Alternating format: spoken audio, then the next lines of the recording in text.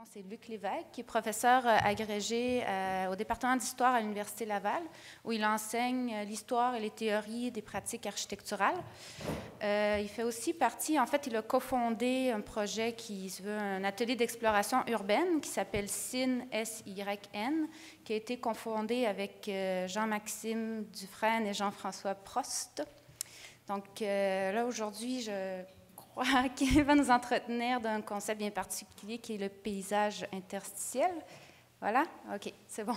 Fait que je vous laisse. Puis ensuite, on va passer à la période de questions d'une vingtaine de minutes avec tous les intervenants ensemble qui pourront échanger, faire écho sur tout ce qu'on a vu. OK. Bien, merci Maria, merci à Sporobol de cette invitation chaleureuse.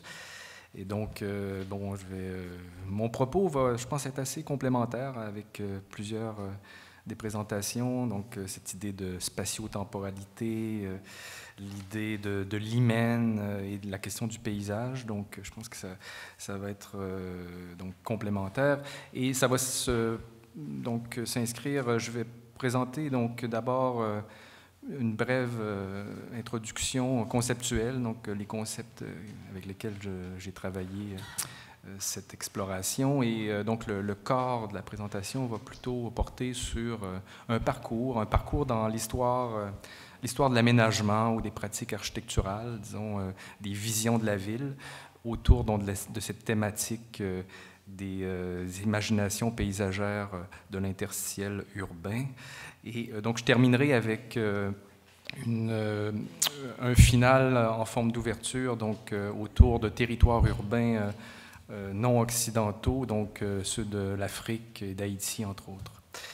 Donc, d'abord, cette question du paysage, en fait, donc mon propos ça va être assez informel, ça va être moins, disons, élaboré que les deux premières présentations qui étaient fortes, intéressantes, mais donc je vais y aller de façon très modeste par finalement pourquoi le paysage. Donc c'est lié en fait d'abord à mon expérience d'architecte. J'essayais de me libérer, si on veut, de certains mécanismes, de certains automatismes. Et donc, le concept de paysage me semblait assez intéressant justement pour ouvrir la réflexion sur l'aménagement sur d'autres horizons. Et donc, on a parlé dans la présentation précédente de paysage, mais je vais d'abord, moi, définir, si on veut, comment j'aborde ce concept-là de façon assez large. Donc, comme une invention du regard, une invention de la sensibilité, donc une forme de construction, on l'a déjà évoqué avec, je pense, Jean-François qui en parlait brièvement, donc cette idée de construction d'un rapport avec le territoire. Donc, il y a une distinction entre territoire et paysage pour moi, donc le paysage est vraiment une construction, et c'est dans cette perspective-là que la chose me semblait intéressante justement pour ouvrir la réflexion sur des pratiques d'aménagement, des imaginaires urbains. Parce que l'urbain est mon territoire, disons, de prédilection. Un autre aspect assez intéressant de la question paysagère ou de l'invention paysagère, c'est qu'elle ne nécessite pas nécessairement une transformation radicale du paysage. Donc on peut finalement faire basculer le regard ou le rapport qu'on a avec des territoires existants et les transformer sans nécessairement les réaménager. Et donc ça, dans la perspective de l'architecte, c'est quelque chose qui est plutôt, disons, critique, ou disons, l'architecte est habitué disons, la vision un peu archétypale de l'architecte qui arrive et qui doit tout modifier pour faire coïncider avec sa vision. Donc c'est vraiment complètement une autre direction, celle-ci, donc de d'abord s'intéresser à ce qui est existant et de voir comment on peut transformer le projet, ce site ou ce territoire en projet de paysage, et un projet de paysage qui, comme je le disais, ne nécessite pas nécessairement des transformations radicales. Donc la question du paysage, donc, je l'aborde de façon très ouverte. Quand je parle de paysage, je ne l'aborde pas tant dans la question donc, de l'image ou de la nature. Donc, c'est vraiment cette idée de construire un rapport. Et à cet égard-là, le terme de paysagéité qui avait été donc, entre autres, travaillé par Deleuze et Guattari me semble intéressant. Bon, c'est un néologisme peut-être un peu lourd, mais ce que ça dit, la paysagéité, c'est en fait, ça s'intéresse à ce qui mobilise l'attention sur des conditions territoriales particulières. En fait, c'est une condition de possibilité du paysage. Et donc, c'est plus à ce niveau-là que je m'intéresse à la question paysagère. Donc, cette idée d'un mobile ou d'un motif qui nous attire, qui nous convoque à s'intéresser à des aspects particuliers du territoire. L'autre concept donc, qui m'a intéressé aussi comme architecte, donc c'était tous ces espaces indéterminés dans la ville qui m'attiraient. Bon, on voit ici une séquence, une image du très beau film de Wim Wenders, Himmel über Berlin, donc un film qui m'avait marqué aussi, donc tous ces espaces indéterminés autour du mur de Berlin, donc Berlin étant une ville assez riche en espaces interstitiels. Et donc, ce concept d'interstitiel, donc espace et aussi temps, donc cette idée de se tenir entre les choses, donc comme transition temporelle, mais aussi comme petit espace vide, s'insinuant dans la matière ou travaillant entre des éléments. Donc, il y a dans ce concept d'interstitiel ou d'interstice, il y a aussi une tension, disons, entre la connexion, la relation et aussi la fracture, la disjonction. Et c'est aussi cette espèce de tension, cette double polarité qui m'intéressait dans ce concept. Double polarité qui mène aussi à associer, disons, tout le champ conceptuel de l'interstitiel à des concepts comme ceux de brouillage, d'indétermination. Donc, c'est finalement autour de cette condition interstitielle tout un champ conceptuel qui, donc, peut finalement constituer des amarres ou des vecteurs qui finalement, qui portent certaines formes de relations ou de valorisation d'éléments territoriaux. Et donc, tout ce champ conceptuel, bon, ici, c'est donc quelques concepts extraits d'un discours d'un architecte donc, que je vous présenterai peut-être à la fin de deux projets, donc Peter Eisenman. Donc, vous voyez un peu le type de... Tous ces concepts, en fait, sont des mots, des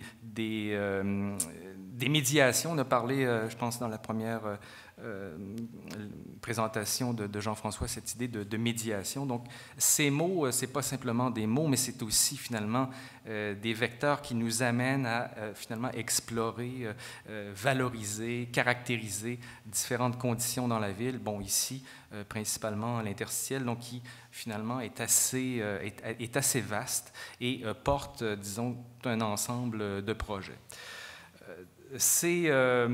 Donc ces mots, cet intérêt pour cette condition très particulière de l'interstitiel dans la ville, bon, je la partage avec un certain nombre on peut revenir finalement dans l'histoire, et c'est un peu ce que je vais faire avec ce parcours assez bref, mais de quelques variations sur le thème justement de cette vision de la ville qui s'intéresse, disons, à ces espaces, à ces espaces-temps fuyants que sont les interstices. Et d'ailleurs, quand on relie finalement paysage avec interstice, ça crée comme une drôle de rencontre, parce que donc on est habitué en termes de paysage à penser à des images, à des cadrages, aux cartes postales, donc à des choses relativement stables. Donc, que pourrait être donc cette paysagéité de l'interstitiel ou ces paysages à l'interstitiel quand on sait que justement cette condition interstitielle, elle est fuyante et elle est donc finalement relativement indéterminée. Donc c'est cette espèce de tension qui constituait un peu le moteur d'un parcours. Quand on parle de paysagéité de l'interstitiel, ce serait peut-être, pour reprendre les termes de Deleuze et Guattari, donc cet extrait que j'aime bien, donc c'est des traits de paysagéité libérés du paysage. Donc cette espèce un peu comme des vecteurs qui seraient en continuelle course. Donc, il n'y a pas de destination finale. On ne recherche pas, disons, nécessairement les images, mais c'est plutôt dans ce parcours, dans ce passage, comme on l'évoquait plus tôt, donc dans ces pas qui, finalement, traversent le territoire et, finalement, ce faisant, apprécient donc différentes caractéristiques. Excusez-moi, je suis toujours à revenir. D'habitude, je joue avec une souris. Là, donc, ici. Le premier, donc là, on va commencer les différentes stations, disons, dans ce parcours. L'une des premières évocations de l'interstice ou dans la réflexion urbaine, elle ne vient pas d'architectes comme tel, mais donc de sociologues, la fameuse école de Chicago. Frédéric Trasher va s'intéressant au phénomène des gangs, donc de jeunes dans Chicago. Il va faire une monumentale étude sur ce phénomène au début du siècle. Et de son propre aveu, le concept fondamental dans cette étude, ça va donc être l'interstitiel, l'interstice. Finalement, tous les espaces dans lesquels, justement, qui étaient occupés par ces bandes de jeunes. Bon, on pourrait croire que, donc, a priori, étudier les phénomènes de gang, l'interstitiel va être associé plutôt à quelque chose de négatif. Il y avait un peu de ça aussi, donc c'est un peu la désorganisation sociale qui finalement occupait des territoires comme ça où il y avait un petit peu plus de possibilités d'organisation, disons, alternative.